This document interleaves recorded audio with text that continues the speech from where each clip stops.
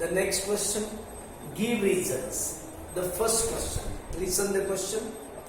When the gas formed on hitting limestone is passed through freshly prepared lime water, the lime water turns milky. काय question सांगितलं बघा. When gas formed on hitting limestone, limestone म्हणजे त्याला चुनखडक असं म्हणतात, संगमरवर किंवा चुनखडक. याला आपण काय केलं, हिटिंग केलं, हिट केलं, उष्णता दिली. त्यानंतर जो गॅस तयार होतो, हा गॅस कशामधून पास करायचा बघा, freshly prepared lime water. Lime water म्हणजे चुन्याची निवळी म्हणतात त्याला. यामधून जर पास केलं तर ते सोल्युशन जे होतं ते मिल्की कलरचं का होतं. क्वेश्चन कळतोय तुम्हाला? काय सांगितलंय परत एकदा आहे का बघा. लाईमस्टोनला हिट करायचं. लाईमस्टोनला हिट केल्यानंतर जो गॅस तयार होणार, तो गॅस कशामधून सांगितलंय बघा, लाईम वॉटर मधून पास करायचा. मग ते जे लिक्विड होतं ते मिल्की कलरचं दुधासारखं का होतं, असा क्वेश्चन ऐका. इथे बघा, कॅल्शियम कार्बोनेट. काय कॅल्शियम कार्बोनेट म्हणजे बघा त्याला काय, लाईम स्टोन असं म्हटलंय बघा. लाईम स्टोन म्हणजे चुनखडक म्हणजेच कॅल्शियम कार्बोनेट. कॅल्शियम कार्बोनेटला हिट दिली बघा. इथे हिटिंग ट्रायंगल दाखवला म्हणजे हिटिंग केलं. काय काय तयार होतं बघा, calcium oxide and carbon dioxide gas are form. First reaction बघा, लाईमस्टोनला हिटिंग केल्यानंतर कॅल्शियम कार्बोनेट आणि कार्बन डायऑक्साइड हा गॅस तयार होतो. एक तर झालं, याच्यातून कार्बन डायऑक्साइड गॅस तयार होतो. हा कार्बन डायऑक्साइड गॅस कोणामधून पास करायचंय, कॅल्शियम हायड्रॉक्साइड म्हणजे त्याला लाईम वॉटर म्हटलं. यालाच म्हटलं लाईम वॉटर. लाईम वॉटर म्हणजेच कॅल्शियम हायड्रॉक्साइड. लक्षात घ्या, या लाईम वॉटर मधून पास केलं की काय होत आहे का, हे लाईम वॉटर आहे. कुठला गॅस त्याच्यातून पास केला, कार्बन डायऑक्साइड गॅस पास केला का, यामध्ये बघा कॅल्शियम कार्बोनेट तयार होतं आणि वॉटर तयार होतं. आणि कॅल्शियम कार्बोनेट हे जे तयार होतं ते मिल्की कलर मध्ये असतं आणि त्यामुळे या पूर्ण सोल्युशनचा कलर काय होतो, मिल्की होतो. इव्हन तुम्ही जनरल पण एक एक्सरसाइज घरच्या घरी पण करू शकता. लाईम वॉटर म्हणजे चुन्याची निवडी घ्यायची जी पाण्यासारखी असते, एका वाटीमध्ये घ्यायची आणि त्याला जोरात जोरात फुंकर मारायची. जरी तुम्ही फुंकर मारली, थोड्या वेळानंतर तुम्हाला लक्षात येईल ते जे लाईम वॉटर आहे मिल्की कलर मध्ये होणार, दुधासारखा कलर होणार त्याचा. असं का होतं, कारण आपण जेव्हा फुंकर मारतो आपल्या तोंडावाटेची एअर येते, त्यामध्ये कार्बन डायऑक्साइड गॅस असतो आणि रिॲक्शन होते. लाईम वॉटर आणि कार्बन डायऑक्साइडची रिॲक्शन झाल्यानंतर कॅल्शियम कार्बोनेट तयार होतं आणि कॅल्शियम कार्बोनेट हे जे तयार होणार हा जो नवीन सबस्टन्स आहे हा थोडक्यात मिल्की कलर मध्ये आहे. त्यामुळे त्याचा सोल्युशनचा कलर त्याचा होतो मिल्की. आन्सर ऐका, मी वाचतो बघा. The first point, listen. When limestone is heated, calcium oxide and carbon dioxide gas are formed. Say, calcium कार्बोनेटला हिटिंग केल्यानंतर कॅल्शियम ऑक्साईड आणि कार्बन डायऑक्साइड गॅस तयार झाला. याला आपण लाईमस्टोन म्हणजेच कॅल्शियम कार्बोनेट म्हटला. लक्षात घ्या. नंतर पुढे नेक्स्ट पॉइंट बघा. This carbon dioxide gas is passed through freshly prepared lime water. What will happen? Insoluble. Insoluble म्हणजे जो विरघळत नाही असा. Insoluble calcium carbonate and water are formed. Insoluble न विरघळणारा असा कॅल्शियम कार्बोनेट तयार होतो, वॉटर तयार होतं आणि त्यामुळे पुढे आहे बघा, in this reaction the lime water turns milky. या रिएक्शन मध्ये लाईम वॉटर मिल्की. लक्षात येते. Next question. It takes time for pieces of Shahabad. Shahabad tiles to disappear in HCl. HCl means hydrochloric acid. But its powder disappear rapidly. काय सांगितलंय लक्ष द्या. शहाबाद म्हणजे फरशी. आपण फ्लोरिंग साठी ज्या वापरतो ना, जुन्या काळातील ज्या फरशा आहेत त्यांना शहाबाद फरशी असं म्हणतात. हे शहाबाद फरशीचे तुकडे घ्यायचे आणि त्याच्यावर हायड्रोक्लोरिक ऍसिड ओतायचं. कशावर? शहाबादी. समजा आता आपण असं म्हणलं की शहाबाद फरशी आहे, ह्या शहाबाद फरशीवर हायड्रोक्लोरिक ऍसिड टाकायचं. इथे होणारी रिॲक्शन आणि नंतर काय करायचं, ही जी शहाबाद फरशी ती फोडायची, त्याची पावडर करायची, बारीक बारीक पावडर करायची आणि पावडर केल्यानंतर त्याच्यावर हायड्रोक्लोरिक ऍसिड टाकायचं. मग या दोघांमध्ये ना ही जी पावडर केलेली जी असणार पावडर याच्यामध्ये जी होणार रिॲक्शन आहे ना, ही रिॲक्शन रॅपिडली म्हणजे फास्ट होते. क्वेश्चन तरी कळतोय? हायड्रोक्लोरिक ऍसिड शहाबाद फरशीच्या तुकड्यावर टाकलं तर होणारी रिॲक्शन आणि शहाबाद फरशीच्या तुकड्याची पावडर केली आणि त्याची HCl म्हणजे हायड्रोक्लोरिक ऍसिड याबरोबर होणारी रिॲक्शन, यामध्ये जर तुम्ही कम्पेअर केलं तर पावडर बरोबर होणारी रिॲक्शन फास्ट होते. असं का? क्वेश्चन तरी कळतोय? आता ऐका. Speed of the reaction is depend upon the size of the reactant particles. Reactant particles म्हणजे लक्षात घ्या, रिॲक्शन किती फास्ट होणार हे त्या पार्टिकलच्या साईजवर डिपेंड असतं. एक तर पॉइंट करतोय बघा, आन्सर डायरेक्ट फर्स्ट पॉइंट बघा पुन्हा एकदा. The rate of reaction depend upon the size of the particles of the reactant taking part in the reaction. First point करतोय, the rate of reaction is depend on the size of the particles of reactant. म्हणजे रिॲक्टंटची जी particle जे आहेत ना त्याच्या size वर speed depend असते.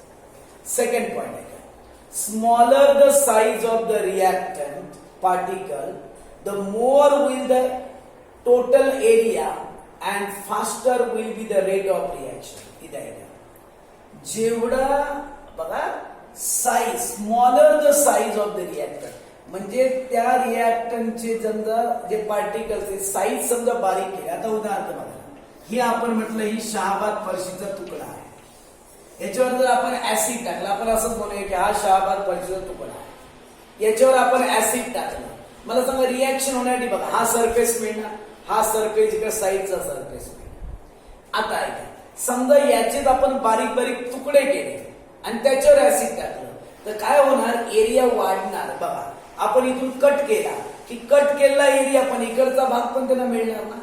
म्हणजेच काय होत आहे का, जेव्हा आपण याचे तुकडे करणार का पार्ट्स करणार तर एरिया काय होणार, एक्सटेंड होणार आणि एरिया वाढला की आपोआपच रिॲक्शनचा रेट पण काय होणार, वाढणार. बघा, smaller the size of reactant particle the area is increase.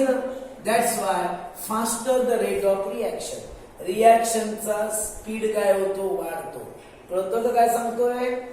बघा, जेव्हा साईज छोटी असते, साईज छोटी जरी असली तरी आता बघा मोठा तुकडा घेतला, एक मोठा दगड घेतला, त्याला बघा फक्त साईडने ओपन आहे. समजा आपण त्याचे तुकडे तुकडे केले तर ऑल साईडने ओपन मिळणार ना प्रत्येक तुकडा, त्यामुळे काय होणार आहे, त्याचा एरिया एक्सटेंड होणार. म्हणून बघा सेकंड पॉइंट पुन्हा एकदा ऐका. Smaller the size of the reactant particles the more will be there total surface area and faster will be the rate of reaction.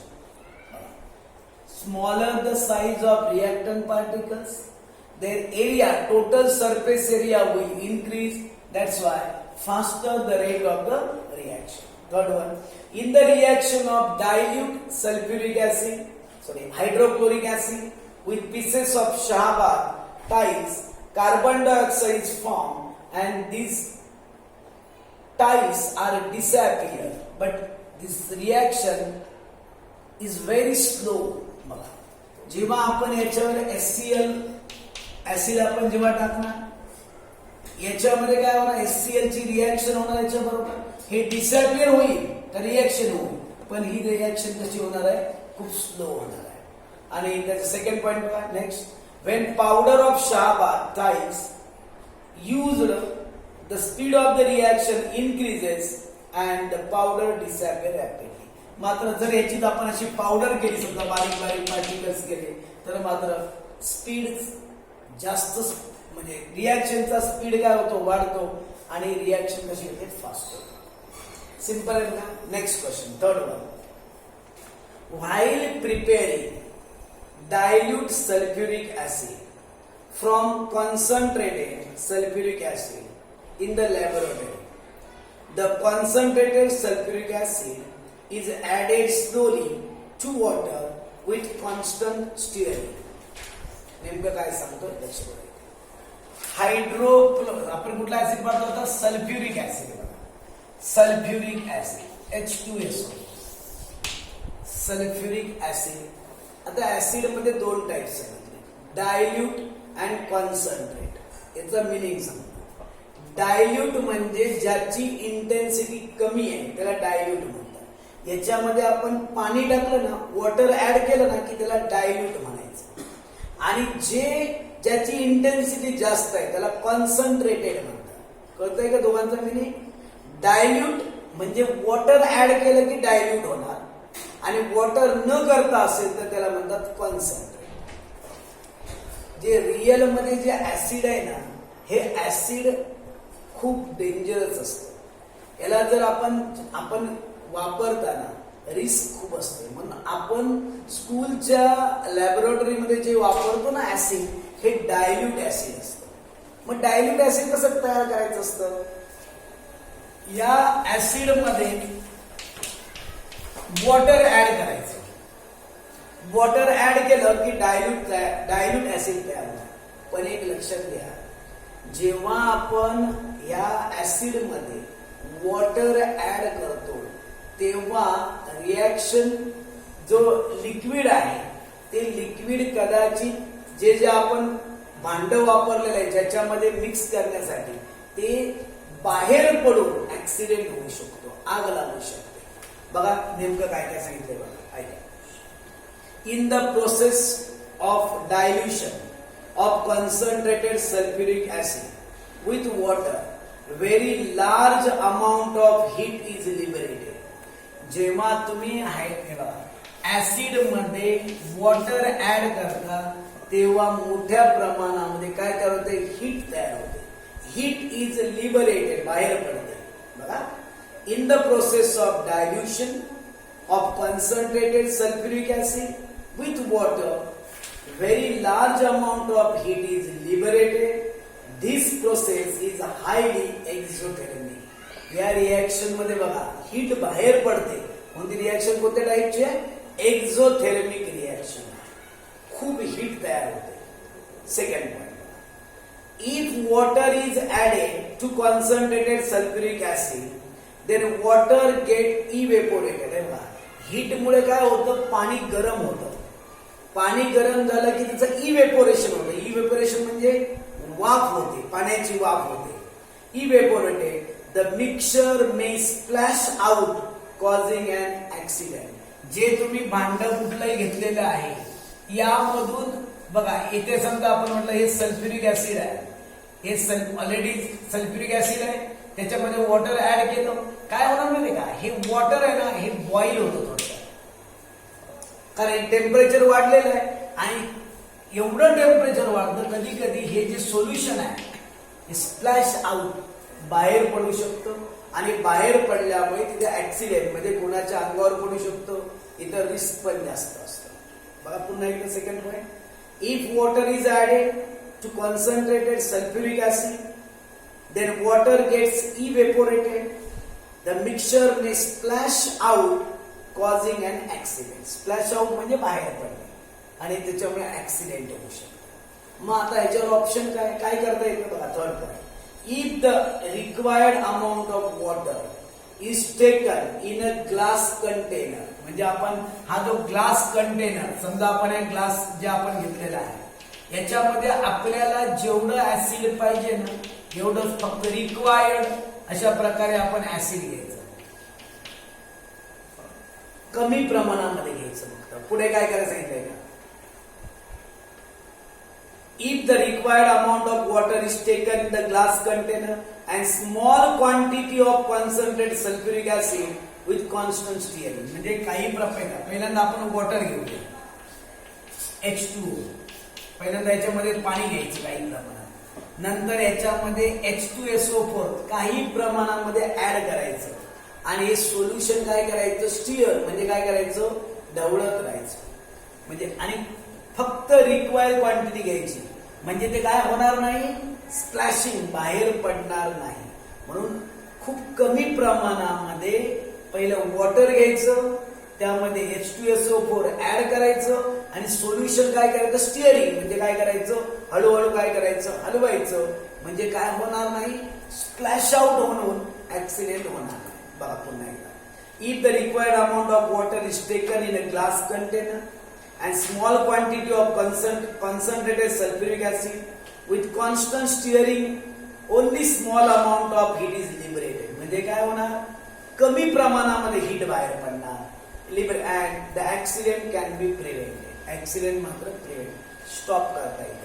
जर आपण डायरेक्ट पाणी जास्त प्रमाणामध्ये ओतलं ना तर मात्र रिस्क जास्त आहे. बघा, जास्त प्रमाणामध्ये जर आपण याच्यात ऍसिड ओतलं तर मात्र ते स्प्लॅशिंग होऊ शकतं. Okay, next question. It is recommended to use air tight container for storing oil for long time. जर ऑइल जास्त काळ ठेवायचं असेल, काल तुम्हाला मी रॅन्सिडिटी एक्सप्लेन करायला सांगितलं होतं. जर ऑइल जास्त वेळ समजा स्टोअर करून ठेवायचं असेल, त्याचं जे झाकण आहे ते खूप टाईट असावं लागतं. असं का? बघा क्वेश्चन पुन्हा एकदा. It is recommended to use air tight containers for storing oil for long time. Question तरी काय होतंय, तेल जास्त काळ ठेवायचं असेल तर त्याचं जे झाकण आहे ते खूप टाईट असावं, एअर टाईट, म्हणजे त्याच्यामध्ये एअर आतमध्ये गेली नाही पाहिजे. कारण एअर गेल्यानंतर त्यामध्ये ऑक्सिजन आतमध्ये जाणार, त्यामध्ये रिएक्शन सुरू होणार. यासाठी first point. If edible oil म्हणजे खाद्यतेल जे आपण जेवणामध्ये स्वयंपाकासाठी वापरतात ते edible oil is allowed to stand for a long time, it undergoes air oxidation.